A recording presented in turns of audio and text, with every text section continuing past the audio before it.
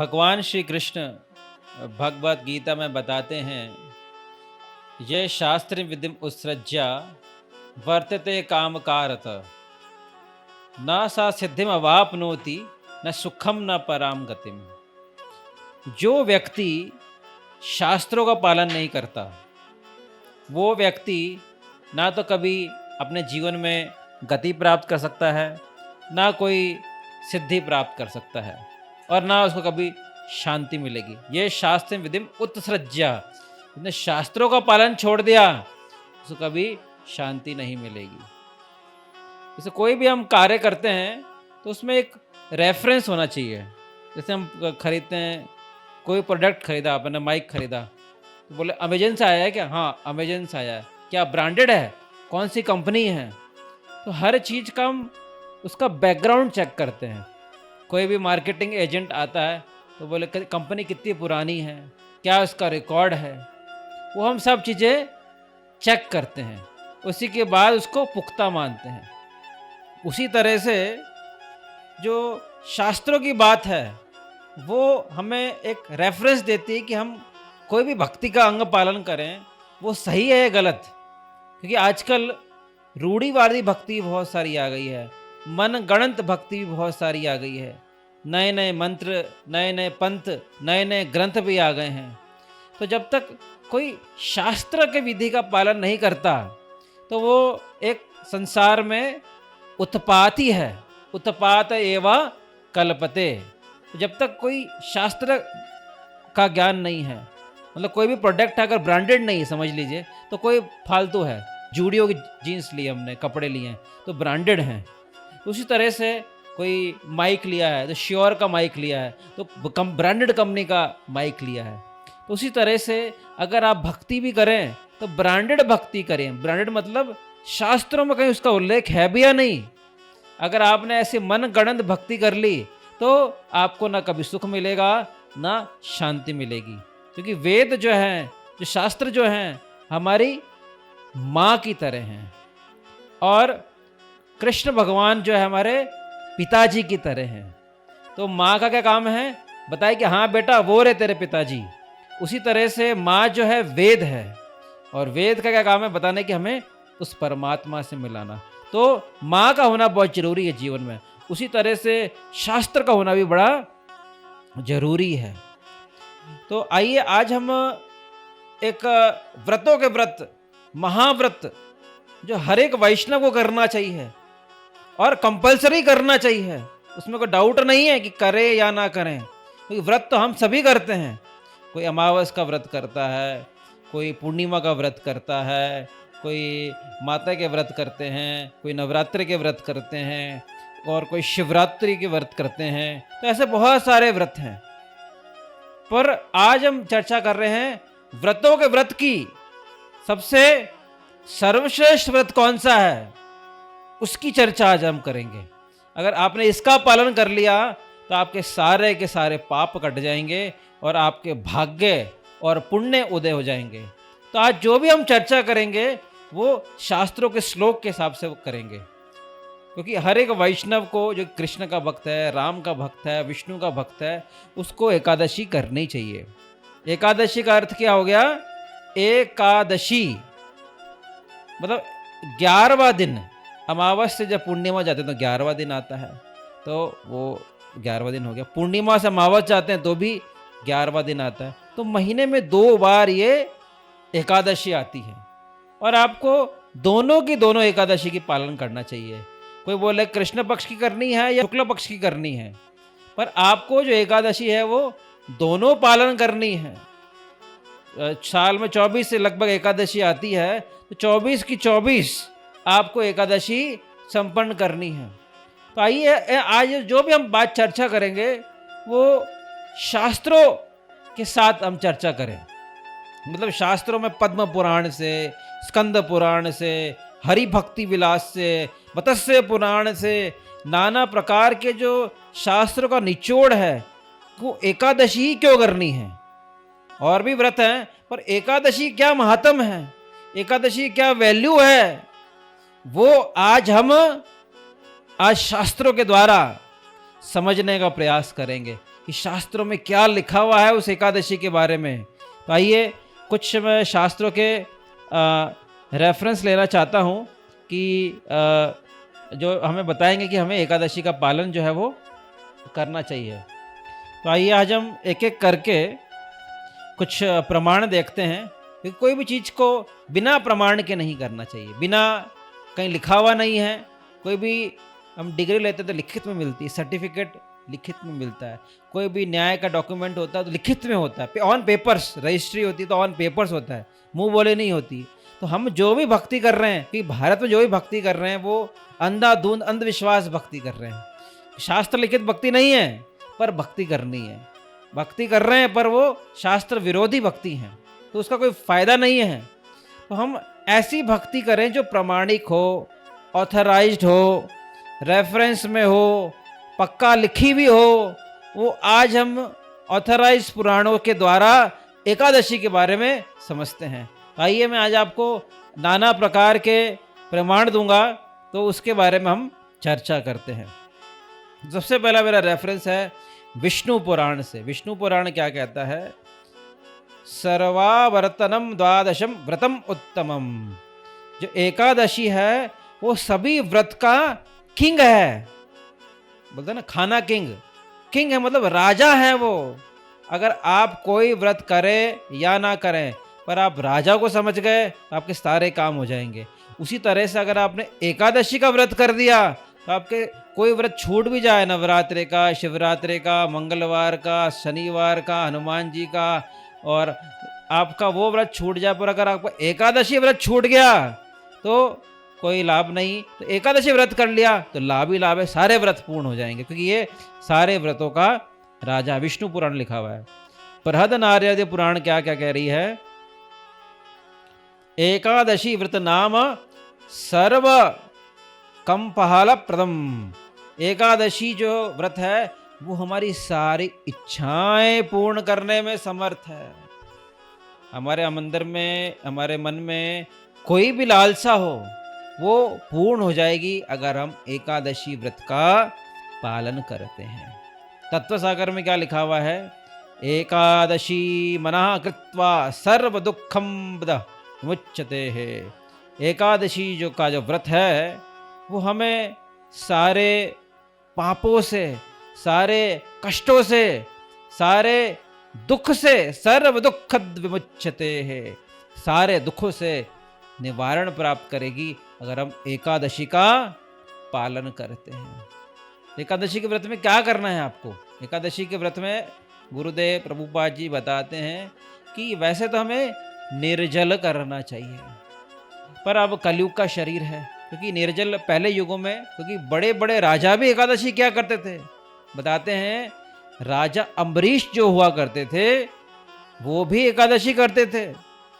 दुर्वासा मुनि की कथा हमने पढ़ी होगी स्कंदों में, भागवत में। तो अम्बरीश महाराज का विवरण आता है कि वो एकादशी का जो व्रत है बड़े नियम से क्या करते थे। तो बड़े बड़े राजा भी एकादशी का व्रत किया करते थे। तो एकादशी का अर्थ है कि निर्जल रहें। पर किसी से इतना शरीर का कष्ट हो रहा है कि नहीं बाबा अपना तो नहीं होगा, गर्मी आ रही है तो मैं क्या करूं, तो गुरुदेव बताते हैं कि कम खा लीजिए, कोई दिक्कत नहीं है, फ्रूट्स खा लीजिए, दूध ले लीजिए, आप ले सकते हैं, कोई दिक्कत नहीं। और अंत में या तो निर्जल करें, निर्जल नहीं कर पा रहे तो जलाहार, जल ले लें। जलाहार भी नहीं हो पा रहा कि क्या नहीं केवल जल नहीं, हम तो जूस ले लें, फलाहार कर लें, फल का जूस ले लें। फलाहार भी नहीं करना तो सागाहार कर लें, और सागाहार से भी ऊपर तो कुछ नहीं है। आप सब्जी के ले सकते हैं, शाक ले सकते हैं, मतलब अनाज नहीं लेना है हमें। तो हमें पर आप क्या करना है उस दिन अनाज नहीं लेना है, फाइनल चीज ही है, इस चीज का आप पालन करें। आगे जो चौथा रेफरेंस है ब्रह्म वैवर्त पुराण, ध्यान से सुने। हत्यव्येव समस्तानि कौलशानि हरेर दिनम। एकादशी का व्रत अगर कोई पालन करता है तो उसके सारे के सारे पाप नष्ट होते हैं। कोई भी जाने में अनजाने में कोई भी पाप कर लिया हो, पर विष्णु भगवान को ये प्रसन्न करने वाला, विष्णु भगवान को प्लीज करने वाला अगर हमने ये व्रत कर लिया तो हमारे सारे के सारे पापों का नष्ट हो जाएंगे। तो ये बड़ा महत्वपूर्ण है कि इसके बारे में हम चर्चा करें। स्कंद पुराण बताता है, न अश्वमेधम सहस्रच तीर्थकोटा अवज्ञना। एकादशी व्रत का जो फल है, इसको सुनिए, बड़े ध्यान से सुनिए। ये 1000 अश्वमेध यज्ञ और करोड़ों तीर्थ यात्राओं के फल से भी ज्यादा है। अगर आप 1 करोड़, कई बार 4 बार बद्रीनाथ कर लिया, कई बार काशी कर लिया, कई बार प्रयागराज उज्जैन कर लिया, या कई बार आपने 1000 अश्वमेध कर लिए, अश्वमेध यज्ञ करना ही बड़ी बात होती है। 100 अश्वमेध यज्ञ पे तो इंद्र बन जाता आदमी। 1000 अश्वमेध यज्ञ करने के पुण्य से भी ज़्यादा है आप अगर एकादशी का व्रत करते हैं तो। इसका पुण्य है क्योंकि भगवान बड़े प्रसन्न होते हैं। क्यों प्रसन्न होते हैं, इसकी बहुत सुंदर कथा आती है, तो ध्यान से सुने। एक बार जो जैमिनी ऋषि हैं, उनके गुरु थे व्यासदेव, जिन्होंने सभी शास्त्र लिखे हैं, वेद लिखे हैं, पुराण लिखे हैं, इतिहास लिखे हैं। तो एक बार उन्होंने, जैमिनी ऋषि ने अपने गुरुदेव से पूछा कि आपने मेरे को सबके बारे में बताया कि आपको गंगा के जल में का क्या फ़ायदा है, आपने ये बताया कि आप ये फला भक्ति करते हैं तो उसका क्या फ़ायदा है। आज मैं जानना चाहता हूँ व्यासदेव जी कि आप एकादशी के बारे में थोड़ा मेरे को चर्चा करिए। एकादशी का क्या लाभ है, कहाँ से ये प्रकट हुई, क्या इसमें करना चाहिए, क्या नहीं करना चाहिए, क्या इसमें सही है, क्या गलत है, थोड़ा सा इसके बारे में मेरे को एक बार एकादशी के बारे में थोड़ा सा आप अच्छे से बताएं। तो ये जैमिनी मुनि व्यासदेव से पूछते हैं। तो व्यासदेव बोलते हैं कि इसका जो एकादशी का बखान है वो तो स्वयं नारायण ही कर सकते हैं और कोई नहीं कर सकता, पर फिर भी मैं अपने छोटे से मुख से कुछ इसकी गुणगान करने का प्रयास करूंगा, क्योंकि पूरा गुणगान तो स्वयं नारायण ही कर सकते हैं। कि एकादशी जो है भगवान का करुणा अवतार है, एक विशेष अवतार है। बोलते हैं माधव तिथि भक्ति जननी यतन पालन करी। बताते हैं कि एक वैष्णव का भगवान को ने स्वयं इसको अपना नाम दिया है, माधव तिथि।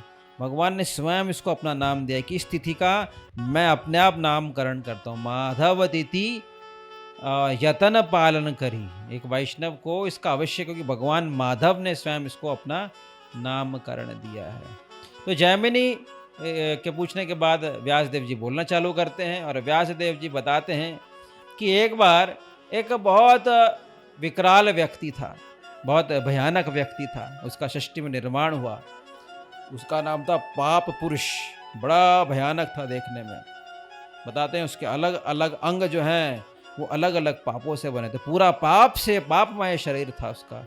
बताते हैं बाल जो है पाप से बने थे उसका कान में कोई ब्राह्मण हत्या कर दे उसका बना है, कोई नाक जो है उसका मतलब कोई स्त्री को दूषित कर दे उसके से बना हुआ है, कोई किसी घर से चोरी कर ले उससे उसका पेट बना हुआ था, कोई किसी के मर्डर कर दे तो उससे उसका हाथ बना हुआ था। तो उसी तरह से उस पूरे शरीर का जो निर्माण है, उसके आँख का, गले का और सभी जो अंगों का निर्माण है, हर एक अंग में उसके पाप बरसा हुआ था। बड़ा भयानक था, काला काला दिखता था और येलो आंखें थी इसकी, बड़ा भयानक राक्षस था।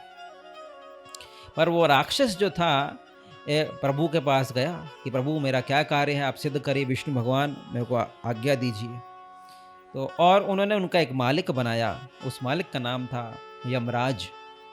बोले कि तेरे को कंट्रोल करेगा यमराज, तो जो भी व्यक्ति पाप करेगा तुम उसको धरती से लेकर आओगे। पाप पुरुष को ये बोला, जो भी व्यक्ति पाप करेगा वो उसको तुम लेकर आओगे। और यमराज को भी जगह पोस्ट दी, यमराज को भी सीट दी, और इसके अलावा यमराज को सीट देने के बाद उनको जो है गद्दी पर उनका असिस्टेंट बनाया पाप पुरुष को, और उनको यमराज को पूरा एक नगरी बना के दी, नरक की नगरी, कि जो पापों का लेखा जोखा होगा वो वहाँ पर होगा। एक कोर्ट समझ लीजिए, न्याय जो होता है, जो बुरा करेगा उसको फांसी, अच्छा करेगा तो रिवार्ड मिलेगा।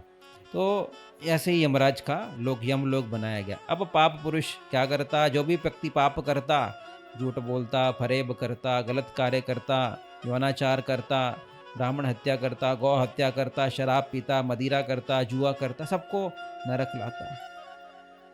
तो ये एक कथा चल रही है। तो यमराज का सिटी का निर्माण हुआ और भगवान भी एक बार उनसे मिलने जाते हैं यमराज से। तो वहाँ पर जब जाते हैं यमराज जी बड़ा स्वागत करते हैं, आइए आइए बैठिए आसन पे रहिए, कैसे हैं प्रभु, आपका क्या तबीयत है आपका, उनको बड़ा स्वागत सत्कार से बिठाते हैं। तो बहुत जोरदार आवाज़ आती है यमलोक में, आ ओ। तो यमराज से पूछते हैं कैसी कैसी आवाज़ आ रही है, वो दक्षिण दिशा में कुछ ज़्यादा ही आवाज़ आ रही है। बोला ये तो प्रभु आप ही का निदान है, जिन जीवात्माओं का निर्माण हुआ और उन्हें जब पाप किए धरती पर, तो उनको सजा प्राप्त करने के लिए यहाँ पर बुलाया जाता है और अलग तरह की बुरी यातनाएं दी जाती है। तो उसी की आवाज़ आ रही है, किसी को कोड़े पड़ रहे हैं, किसी की आंखें निकले जा रही हैं, किसी को घिसा जा रहा है, किसी को तला जा रहा है, किसी को पीटा जा रहा है। तो ऐसा अलग अलग नरकों में उनको यातनाएं मिल रही हैं। तो प्रभु बोलते हैं एक बार उनको दिखाओ।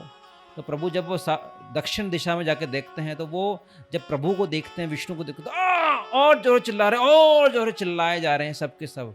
जब सबके सब लोग जोर से चिल्लाए जा रहे हैं, तो उनको सबको लगा, तो भगवान के अंदर से एक करुणा आई, एक बड़ी दया आई कि इन जीवात्माओं के प्रति इतना कष्ट झेल रहे हैं, मैंने ही तो इनको बनाया है और इनको इतना कष्ट मिल रहे हैं, कुछ तो करना पड़ेगा इनके लिए। तो उनके हृदय से एक करुणा शक्ति प्रकट हुई, और वो करुणा शक्ति जब प्रकट हुई तो उसका नाम था एकादशी। तो वो बोले कौन हो, मैं एक दासी हूँ आपकी, एक दासी। एक दासी का अर्थ हो गया एकादशी। तो एक दासी मतलब एकादशी, तो एक दासी पैदा हुई, एकादशी। तो बोलते हैं, तो वो एकादशी जब प्रकट हुई तो भगवान ने बोला कि आज से ये इस व्रत का जो भी पालन करेगा, क्योंकि भगवान की करुणा शक्ति है, ध्यान से सुने, तो करुणा शक्ति है। तो भगवान बोले कि आज से, क्योंकि मैंने तुम्हें बनाया है, तुम्हें अपना नाम देता हूँ, माधव तिथि देता हूँ नाम, तो तुम माधव तिथि के नाम से भी नहीं जानी जाओगी, एकादशी तिथि के नाम से भी जानी जाओगी। तो मैं तुम्हें एक कार्य सौंपता हूँ कि आगे से जो भी तुम्हारा पालन करेगा उसको वैकुंठ की प्राप्ति होगी, वैकुंठ का प्रवेश मिलेगा।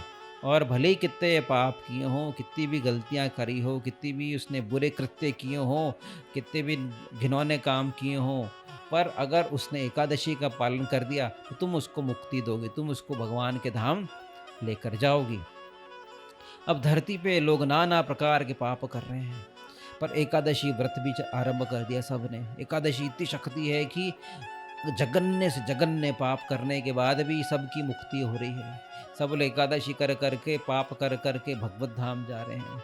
तो पाप पुरुष जो था उसको कहीं स्थान नहीं मिला, पाप पुरुष चला गया गंधर्वों के पास, यक्षों के पास, पहाड़ों में और नदियों में, सरोवरों में, हर जगह जब वो चला गया तो उसको कहीं स्थान नहीं मिला। और जब कहीं भी जब उसको स्थान नहीं मिला, तो उसको स्थान नहीं मिला कहीं भी, तो उसने जाकर प्रभु से ही स्थान मांगा कि प्रभु मेरा तो कोई काम ही नहीं रहा, मैं से एकादशी तो मेरे ऊपर बैठ गई, सर के ऊपर, सर पानी से ऊपर से निकल गया और मेरा तो कोई काम ही नहीं रहा। पाप लोग कर रहे हैं और एकादशी भी कर रहे हैं और मेरा तो ये यमलोक खाली पड़ा है, मेरे तो कोई क्लाइंट ही नहीं आ रहा है, मैं कैसे काम करूंगा, मेरी तो सेवा ही समाप्त हो गई है। हर जगह जाओ तो सब लोग एकादशी कर रहे हैं, जिस स्थान में जाओ सब लोग पाप कर और एकादशी कर रहे हैं, तो मेरा तो कोई काम ही नहीं रह गया। और जब से आपने एकादशी का यह बढ़िया ऑफर निकाला है तो मेरे जीवन में तो कुछ स्थान ही नहीं रह गया, मेरे को कोई स्थान तो दीजिए प्रभु। तो वो पाप पुरुष को भगवान बोलते हैं ठीक है, मैं तुम्हें एक जगह स्थान देता हूँ, एकादशी के का ही तोड़ बताते हुए कि एकादशी के दिन तुम निवास करो, अन्न में निवास करो। तो जो भी अनाज है, गेहूँ हो गया, चावल हो गया, दालें हो गई, मटर हो गया और बीन्स हो गई, फली हो गई, इन सब जगह तुम निवास करो, इन अन्न में, इन अनाज में तुम निवास करो। तो बोलते तब से जो दुनिया का जो पाप पुरुष है, जो पूरा शरीर पाप से बना हुआ था, अगर कोई अच्छा कार्य भी कर रहा है पर उसने अगर एकादशी का पालन नहीं किया तो उसको दुनिया के सारे पाप लग जाएंगे। भले ही वो अच्छा इंसान हो, पर एकादशी करनी बड़ी जरूरी हो गई। और एकादशी के दिन तुम किस में रहोगे? अनाज में रहोगे। तो अनाज जो एकादशी के दिन अनाज रहेगा वहाँ तुम्हारा निवास रहेगा और तुम अन्न में पाए जाओगे। और अन्न में पाए जाने के बाद जो है वहाँ पर जो भी अनाज खाएगा उसको तुम ले जा सकते हो। तो इस तरह से एकादशी पर जो निषेध हुआ पद्म पुराण की कथा के अनुसार कि हमें अनाज नहीं लेना चाहिए एकादशी के दिन, और ये एकादशी की एक शक्ति है। आइए हम और रेफरेंस देखते हैं कि जो शास्त्रों में और भी रेफरेंस दे रखे हैं। अभी तक 5-6 पढ़े थे, 5 पढ़े थे, एक कहानी हो गई तो 6 हो गए। आइए 7वां रेफरेंस पढ़ते हैं। ना स्कंद पुराण में लिखा है, ना भवेन मनसी पीड़ा रोग साव अत्यंत दुखदा महात्मया पथा पुंसो द्वादशी संभवा कलहु। एक व्यक्ति की मानसिक और शारीरिक जो बीमारियां हैं दूर हो जाती हैं केवल और केवल एकादशी कथा सुनने से। अगर आपने आज ये कथा ढंग से सुन ली तो आपके सारे के सारे मानसिक और सारे के सारे शारीरिक पीड़ाएं जो हैं वो दूर हो जाएंगी। कत्यान स्मृति, स्मृति भी एक शास्त्र है। अष्टा वर्षाधिको मृत्यु अपूर्णा श्रुतिवत्सरा एकादशम उपवसेत पक्षयोर उभयोरापि। लिखा हुआ है 8 से लेके 80 साल तक के व्यक्ति को एकादशी का उपवास करना चाहिए। कोई बोले हमारे बच्चे छोटे हैं, कोई बोले हम बहुत बूढ़े हैं, तो 8 से लेके 80 साल तक के व्यक्ति को हर एक को एकादशी करनी ही चाहिए। और अगर आप एकादशी नहीं कर पा रहे तो अपने बच्चों को बोलिए अपने बिहाफ पे करने के लिए। परिवार में कोई एक ना एक तो एकादशी का पालन करे ही करे, पर 80 साल तक तो सबको करनी चाहिए। और ये बात चैतन्य महाप्रभु चैतन्य चरितामृत में बताते हैं, अपनी माता को बोलते हैं कि आप भी एकादशी का पालन करिए। क्या बोल रहे हैं अपनी माता को चैतन्य महाप्रभु? एक दीना मतारा पदा करिया प्रणामा प्रभु कहे मत मोर देह एक दाना मत बले त दीबा या तुमी मागीबे प्रभु कहे एक दासिता अन्न न खाइबे। एक दिन चैतन्य महाप्रभु अपनी माता को प्रणाम करते हैं और उनके चरणों में गिरते हैं। हे माता, अगर आप मेरे को एक आशीर्वाद दीजिए तो दे सकते हैं। तो बोले जो मांगना है मांग लो। कि माता आज से मैं आपसे निवेदन करता हूँ कि एकादशी के दिन अन्न त्याग कर दें। तो कई लोगों में ऐसी धारणा है कि विधवाएं के लिए हैं, सधवा के लिए नहीं हैं, ऐसी कुछ बातें चलती है। पर उन चैतन्य महाप्रभु ने बताया कि भली विधवा हो, सधवा हो, गृहस्थ हो या ब्रह्मचारी हो या वानप्रस्थ हो या सन्यासी हो, सभी को एकादशी का पालन करना चाहिए। तो चैतन्य महाप्रभु माताएं को भी बोला कि माताएं भी जो हैं एकादशी का पालन करें, अपनी माता को बोला। और हरि भक्ति विलास बताती है, तच्छ कृष्ण प्रीन्तवंत विधि प्रपतस्तथा भोजयनस्य निश्चक्राने प्रतयवः। अगर आपको भगवान श्री कृष्ण को प्रसन्न करना है तो आपको उस दिन अन्न खाना बिल्कुल छोड़ दें। अन्न छोड़ दें, अन्न छोड़ दें, अन्न छोड़ दें, और आपके सारे के सारे पाप जो हैं समाप्त हो जाएंगे। आगे लिखते हैं हरि भक्ति विलास में या पद्म पुराण में, एकदास्यम समयंतम प्रपंद्यंतम जगत्त्रयम् स्थावयम अन्नम आश्रिता भव पाप पुरुषः संसारे यानि पापानि तानि एव एकदास्य दीने अन्नम आश्रित तिष्ठानि श्रीमन्नारायण अज्ञाना। तो पद्म पुराण बताती है जब एकादशी तिथि आती है तो उस समय जो दुनिया के जो सारे पाप हैं वो पाप अन्न में रहते हैं। ये श्लोक लिखा है पद्म पुराण में। क्या लिखा हुआ है योग सार में कि जिस दिन एकादशी आई उस दिन सारे के सारे पाप ऑटोमेटिकली अन्न में घुस जाते हैं, अन्न में प्रवेश कर जाते हैं, अगर आपने एकादशी के दिन अन्न लिया है तो। आगे लिखा है हरि भक्ति विलास में, बहुत ध्यान सुनिए, बहुत ध्यान से, बहुत। मर्तः पित्रा चैवा भरत व गुरु तथा एकदासम तो यो भुक्त विष्णु लोक च्युत भवेत। अगर कोई एकादशी का पालन नहीं करता तो उसको मातृ हत्या, पितृ हत्या, भाई की हत्या और गुरु हत्या तक का पाप लग जाता है। आगे क्या लिखा है स्कंद पुराण में कि एकादशी के दिन अगर कोई अनाज खा लेता है तो उसको गौ मांस के बराबर, हत्या के बराबर पाप लगता है कि उसने गौ की हत्या कर दी है। अगर अन्न खाया इसका मतलब वो मांस खा रहा है।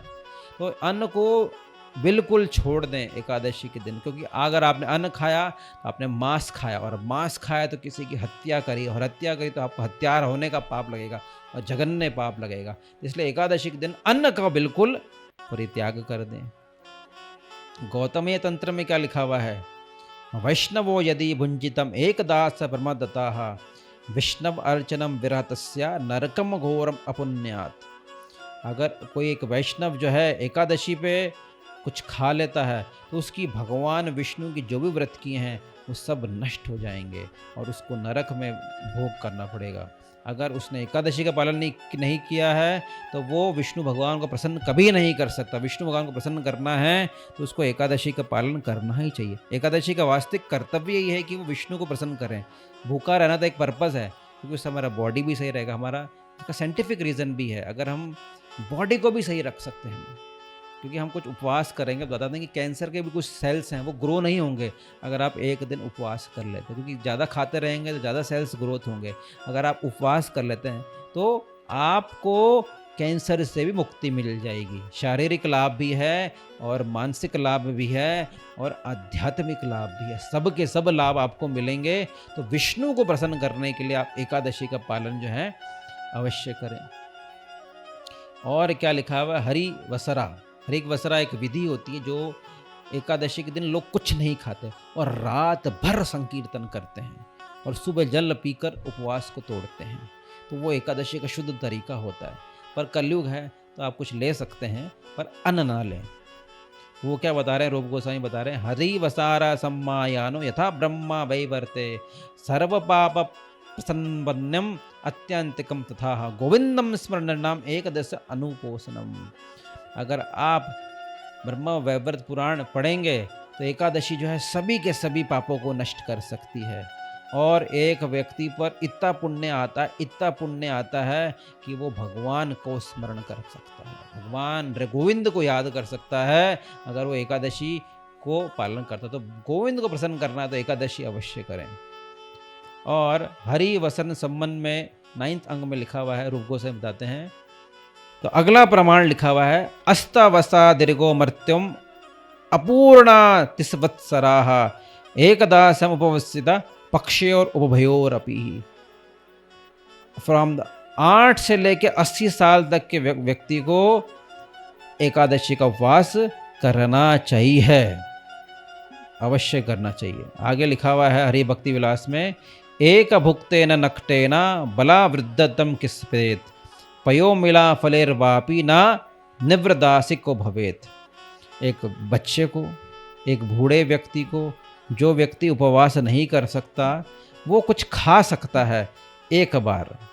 वो क्या दूध भी ले सकता है या फल भी ले सकता है या जल भी ले सकता है, पर वो एकादशी का उपवास भी करे। भले कोई व्यक्ति बूढ़ा हो या बच्चा हो, वो फल और फ्रूट ले सकता है, पर एकादशी का पालन उसको भी करना है।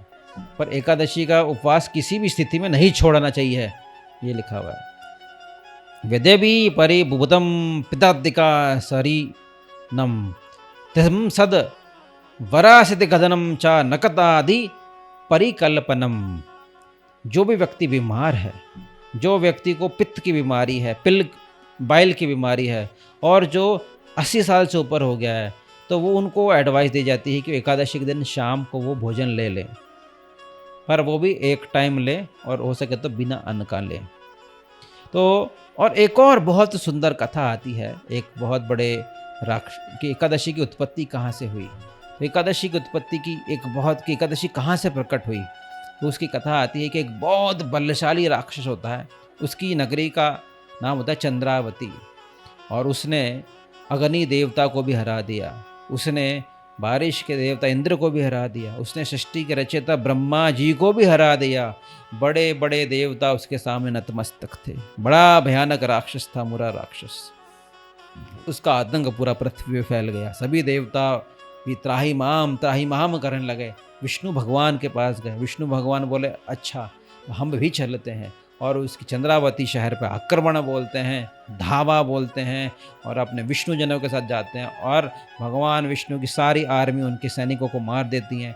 और जो युद्ध होता है वो साक्षात मुरा राक्षस और कृष्ण भगवान के सामने होता है, और हजारों हजारों साल तक युद्ध चलने के बाद भगवान ऐसा एक लीला करते हैं कि अपने आप को थकान महसूस करते हैं और उस स्थान से भागकर बद्रीनाथ, बद्री का आश्रम चले जाते हैं। और बद्री का आश्रम जाने के बाद जो है प्रभु विश्राम करते हैं, वहाँ जाके गुफा में सो जाते हैं। और वो गुफा में जाकर देखते हैं कि ये सही मौका है, इसने सारे विष्णु ने सारे राक्षसों को मारा है, सारे दानवों को मारा है, अब मैं इसका उपाय करता हूँ, इसको मारता हूँ। जैसे ही मारने वाला था वो राक्षस सोते हुए भगवान विष्णु को बद्री का आश्रम में, तभी उनके अंदर से बहुत सुंदर एक लेडी प्रकट होती है, बहुत सुंदर एक महिला प्रकट होती है। उनके हाथ में खूब सारे वेपन्स होते हैं, खूब सारे वेपन्स होने के साथ साथ क्या करती है वो प्रकट होती है। और वो देखता है इस लड़की ने मेरे को चैलेंज किया, इस स्त्री ने मेरे को चैलेंज किया है, तो मुरा राक्षस और क्रोधित हो जाता है और आक्रमण करता है।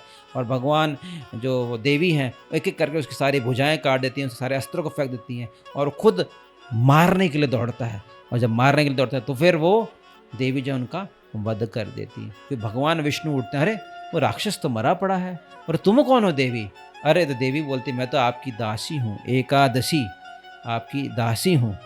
तो बोले तुम क्या चाहती है? मैं तुम्हें एक वरदान देना चाहता हूँ। तो बोला मेरा तो एक ही वरदान है कि कोई भी मेरा पालन करे तो उसको वैकुंठ की प्राप्ति हो जाए। तो भगवान बोले तथास्तु, कि तुम मेरी हृदय से करुणा से प्रकट हुई हो, मैं सोते हुए मेरे से प्रकट हुई हो, तो मैं तुम्हें आशीर्वाद देता हूँ कि जो भी तुम्हारा पालन करेगा उसको वैकुंठ की प्राप्ति हो जाएगी। तो ये बड़ा बड़ा फल है, एक बड़ा ऑफर है कि अगर आप भक्ति नहीं भी कर पा रहे पर अगर आपने एकादशी का व्रत कर लिया तो आपको बहुत लाभ है। बोलते हैं एकादशी का व्रत करने से उर्वशी को भी स्वर्ग की प्राप्ति हो गई थी।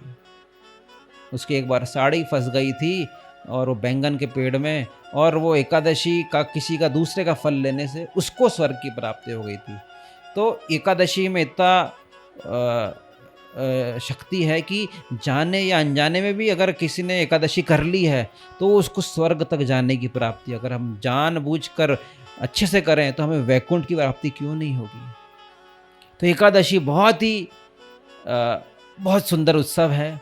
ज़्यादा इस पर भजन करिए, 16 माला 32 माला 64 माला हरि नाम की करिए, क्योंकि उस दिन बताते हैं सोना भी एक अपराध होता है। तो उस दिन कोशिश करें कि विश्राम ना करें और अनाज ना लें, और अधिक से अधिक, क्योंकि आप खाने का टाइम बचेगा, आपका सोने का टाइम बचेगा, तो आप उस दिन क्या करें, अधिक से अधिक हरि भजन करिए। आपको उस दिन भोजन ही क्या है, भजन ही भोजन है। तो जितना हो सके उस तिथि का फायदा उठाइए। हर हफ्ते 15 दिन में एक बार आती है आपके पास, 15 दिन में एक बार करनी, ज़्यादा नहीं करनी है आपको। 15 दिन में एक बार आपने भक्ति कर ली, आप गोविंद तक पहुंच जाएंगे। कुछ भी नहीं करो, पर 15 दिन में एक बार एकादशी के दिन ढंग से भक्ति कर लो। महीने में 2 दिन बस मात्र, आपका वैकुंठ जाना तय है। अगर कुछ भी नहीं कर पा रहे, एकादशी का व्रत स्टार्ट कर दो, आप भगवान गोविंद के निकट पहुंच ही जाएंगे। और एकादशी का कई लोग पूछते हैं कि क्या उद्यापन भी करना चाहिए। देखो, उद्यापन का मतलब होगा कि बंद ही करना है उसको। तो बंद क्यों करना, अच्छे काम को कभी बंद नहीं करना है। पर लगता है कि मैं नहीं कर पा रहा, बुढ़ापा हो रहा है, फिर भी करिए आप। और अगर उद्यापन करना ही है तो घर में किसी न किसी को अपॉइंट करे कि वो एकादशी करे। तभी एकादशी का पालन करने से पूरे के पूरे सभी पूर्वजों को मुक्ति मिलती है। आपको गोविंद का स्मरण होता है, आपका कैंसर कम होता है, आपकी सेल की ग्रोथ कम होती है, आप सांसारिक और शारीरिक रूप से स्वस्थ बनते हैं, मानसिक रूप से स्वस्थ बनते हैं, और आत्मिक रूप से भी आप मजबूत बनते हैं। और विष्णु भगवान को प्रसन्न करने की, गोविंद को प्राप्त करने की, वैकुंठ को प्राप्त करने की शक्ति आपको मिल जाती है। तो इसलिए आप एकादशी का बहुत हमेशा पालन करें, भले आप गृहस्थ हों, क्योंकि या वानप्रस्थ हों, या ब्रह्मचारी हों, या सन्यासी हो, पुरुष हो, स्त्री हो, विधवा हो, सधवा हो, बच्चे हो, बूढ़े हो, सभी को एकादशी का पालन करना चाहिए। और वैष्णव बनकर हरि नाम अधिक से अधिक करें और अपने जीवन को धन्य करें। हरे कृष्णा।